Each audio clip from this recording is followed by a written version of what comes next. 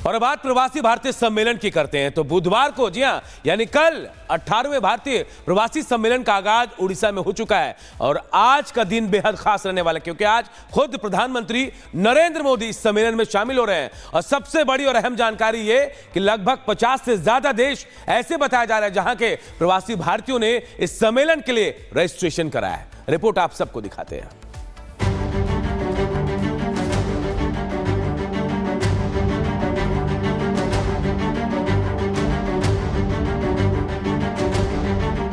ओडिशा में 3 दिनों तक चलने वाले प्रवासी भारतीय दिवस कार्यक्रम की शुरुआत ओडिशा में बुधवार को हो गई। इस कार्यक्रम में आज पीएम मोदी भी शामिल होने वाले हैं। कार्यक्रम में शामिल होने के लिए पीएम देर रात ओडिशा भी पहुंच गए।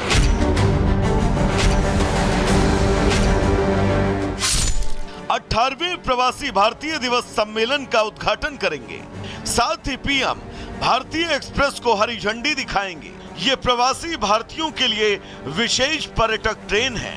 दिल्ली के निजामुद्दीन से रवाना होकर ये ट्रेन 3 सप्ताह की अवधि के लिए पर्यटन और धार्मिक महत्व वाले स्थलों की यात्रा करेगी।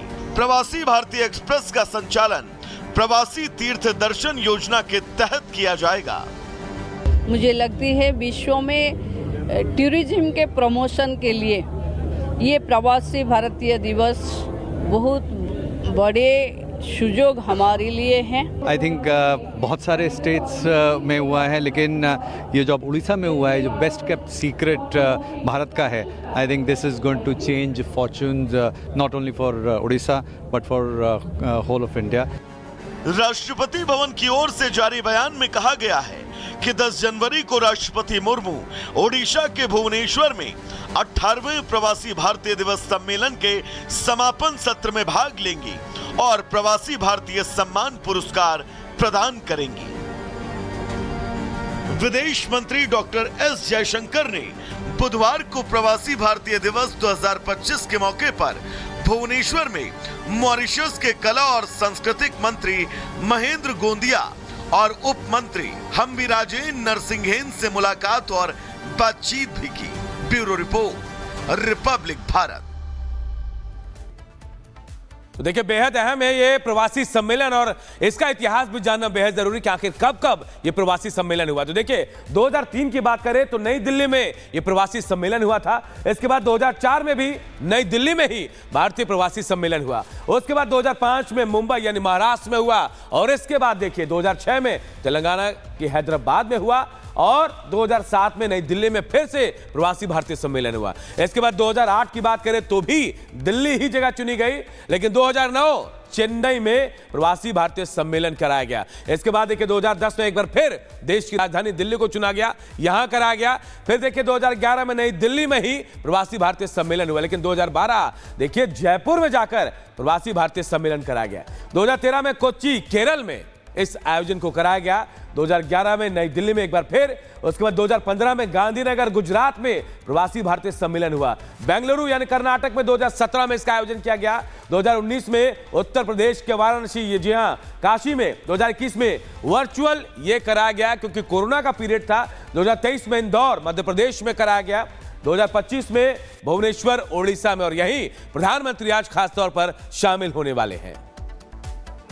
तो चलिए दर्शकों, आगे बढ़ेंगे। दरअसल इस वक्त वर्तमान जो परिस्थितियां हैं, उन परिस्थितियों को सनातन के स्वर्णिम युग के तौर पर देखा जा रहा है, क्योंकि देश भर में तमाम ऐसी जगह हैं जहां पर सालों से बंद मंदिर, उन मंदिरों की प्राण प्रतिष्ठा और उन मंदिरों में पूजा की जा रही है। वाराणसी के सिद्धेश्वर महादेव मंदिर, जो पिछले 40 सालों से दर्शकों बंद था, उस मंदिर को खोला गया है, साफ सफाई की गई है, फिर दोबारा मंदिर को बंद कर दिया गया है और अब खरमास खत्म होने के बाद इस मंदिर में पूजा अर्चना दोबारा की जाएगी। रिपोर्ट आपको दिखाते हैं।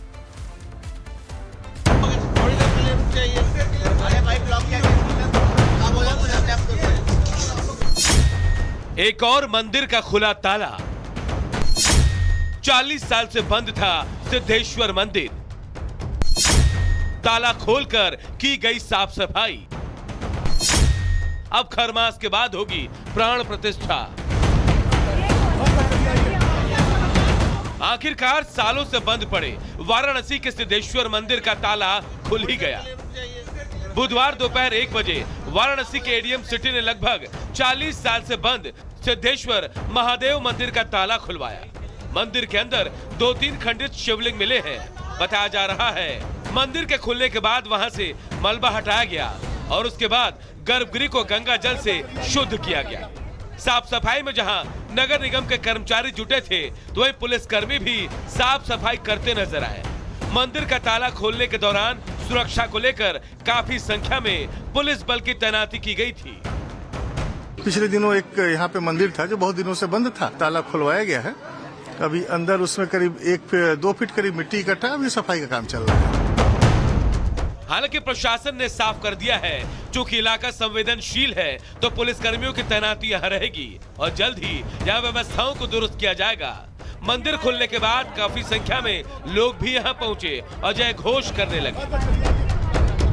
एक पुराना मंदिर है, वो काफी दिनों से बंद था। इसका ताला तोड़ के वो अंदर जो साफ सफाई किया जा रहा था प्रशासन की तरफ से, यहाँ कोई लॉ एंड ऑर्डर की समस्या ना हो इसको दृष्टिगत रखते हुए पर्याप्त मात्रा में फोर्स लगी है। कोई लॉ एंड ऑर्डर का समस्या भी नहीं। खरमास के बाद अब मंदिर का जीर्णोद्धार और प्राण प्रतिष्ठा होगी। इसको लेकर भी श्री काशी विद्वत परिषद 2-3 दिन में महत्वपूर्ण बैठक बुलाने जा रहा है। 7 दिन तक प्राण प्रतिष्ठा होगी और उसके बाद 2 पुजारियों की नियुक्ति की जाएगी। पुजारियों की नियुक्ति और पूजा पाठ की जिम्मेदारी अन्नपूर्णा मंदिर संभालेगा और श्री काशी विद्वत परिषद के मार्गदर्शन में यहाँ पूजा पाठ शुरू की जाएगी। Bureau report, Republic Bharat.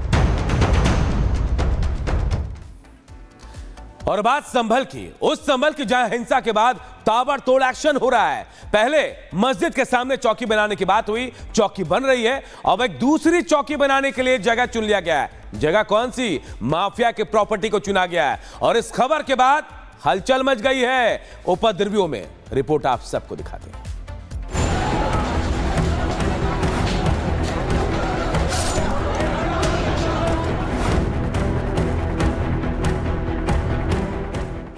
बीते साल माहौल खराब करने की साजिश के बाद से योगी सरकार लगातार एक्शन मोड में है, जहां आपराधिक तत्वों की तेजी से धरपकड़ हो रही है। साथ ही दूसरी गैर कानूनी गतिविधियों पर भी शिकंजा कसा जा रहा है।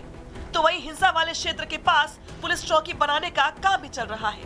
इसी बीच संभल को लेकर योगी सरकार ने एक और बड़ा फैसला लिया है, जिससे एक बार फिर से अपराधियों में खौफ है। संभल को लेकर एक्शन में बाबा। संभल में बनेगी एक और पुलिस चौकी। कार माफिया की प्रॉपर्टी पर बनी बाबा की चौकी। संभल को लेकर बैक टू बैक एक्शन के बीच योगी सरकार ने एक और बड़ा फैसला किया है। जिले में हिंसा के बाद कानून व्यवस्था को ज्यादा पुख्ता करने के लिए यहां एक और पुलिस चौकी बनाने का फैसला किया गया है, जो कि हिंसा प्रभावित हिंदूपुर खेड़ा में पहले से बन रही पुलिस चौकी के बाद दूसरी चौकी होगी। इसमें दिलचस्प ये है कि इस दूसरी चौकी को बनाने के लिए एक माफिया की प्रॉपर्टी को चुना गया है, जो कि एक समय पर कार माफिया शारिक उर्फ सट्टा की जमीन हुआ करती थी, जहां अब बाबा की पुलिस चौकी बनने जा रही है। जाहिर है योगी सरकार का ये कदम यूपी में पहले से खौफ में जी रहे माफियाओं और अपराधियों के लिए आसमान से बिजली गिरने जैसा है। अंडरवर्ल्ड डॉन दाऊद इब्राहिम का खासम खास शारिक साटा की प्रॉपर्टी पर पुलिस चौकी का निर्माण कार्य शुरू हो चुका है। संभल के हिंदूपुरा खेड़ा इलाके में पुलिस चौकी का निर्माण कार्य चल रहा है। 24 नवंबर के दिन इस इलाके में भी हिंसा भड़की थी, पत्थरबाजी हुई थी, कई पुलिसकर्मी घायल हुए थे। इस वक्त मैं उसी मौके पे मौजूद हूं। पहले तो मैं तस्वीरों के माध्यम से दिखाना चाहूंगा कि पुलिस का जो एक बंदोबस्त है वो इस इलाके में काफी ज्यादा पुख्ता किया गया है। और अब जो है प्रॉपर्टी आप देख सकते हैं, ये शारिक साटा की प्रॉपर्टी है, क्योंकि गैंगस्टर एक्ट में इस प्रॉपर्टी को कुर्क किया जा चुका था और अब जो है इस प्रॉपर्टी पे पुलिस चौकी का निर्माण कार्य तेजी से शुरू हो चुका है। आपको मजदूर जो हैं यहाँ पे पूरी जो जमीन है उसकी खुदाई करते हुए नजर आ रहे होंगे। संभल में जिस कार माफिया की प्रॉपर्टी पर पुलिस चौकी बनने जा रही है वो शारिक उर्फ सट्टा अंडरवर्ल्ड डॉन दाऊद इब्राहिम का खासम खास है, जो कि देश का बड़ा कार माफिया है, जिस पर 50 से ज्यादा मुकदमे दर्ज है, जो कि दिल्ली, हरियाणा, उत्तराखंड, यूपी समेत अन्य राज्यों में दर्ज है। शारिक उर्फ सट्टा नेपाल, बांग्लादेश, नॉर्थ ईस्ट में कार बेचता था और अभी दुबई में छिप कर रह रहा है। कार माफिया शारिक उर्फ सट्टा पर गैंगस्टर एक्ट के तहत संभल में मौजूद उसकी प्रॉपर्टी को कुर्क कर लिया गया था। जिसके बाद से अब इस प्रॉपर्टी पर पुलिस चौकी बनाई जा रही है। यानी साफ है, संभल में 24 नवंबर को हिंसा के बाद से योगी सरकार लगातार सख्त कदम उठा रही है। इस पर सियासत भी हो रही है, लेकिन उसके बाद भी हिंसा के कसूरवारों के खिलाफ एक्शन की रफ्तार पर कोई असर नहीं पड़ा है। Bureau report, Republic Bharat. तो दर्शकों, दिल्ली में विधानसभा चुनाव की तारीखों का ऐलान हो चुका है, लेकिन इस ऐलान से पहले दिल्ली में जो तमाम मुद्दे पहले उठ रहे थे, उन मुद्दों के बीच अब शीश महल का मुद्दा जो है वो दिल्ली में विधानसभा चुनाव के केंद्र बिंदु में आ गया है। कल की जो तस्वीरें थी वो पूरा दिन हमने आपको दिखाई, लेकिन आज भी अब इन तस्वीरों के बीच बड़े सवाल आम आदमी पार्टी खड़े कर रही है। रिपोर्ट आपको दिखाते हैं।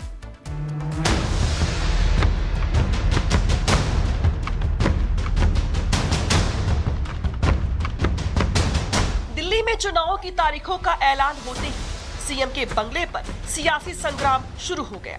शीश महल फिर से आप और बीजेपी के बीच सियासी लड़ाई का केंद्र बन गया। बीजेपी शीश महल में पानी की तरह बहाए गए पैसे पर सवाल खड़े कर रही है, तो वहीं आप नेताओं ने आज शीश महल का सच दिखाने का ऐलान किया, ये जानते हुए कि उनके सीएम आवास के अंदर जाने की परमिशन नहीं मिलेगी। बस फिर क्या था, जमकर सियासी तमाशा हुआ। सौरभ भारद्वाज और संजय सिंह धरना प्रदर्शन करने लगे। उन्होंने कहा कि आप सीएम आवास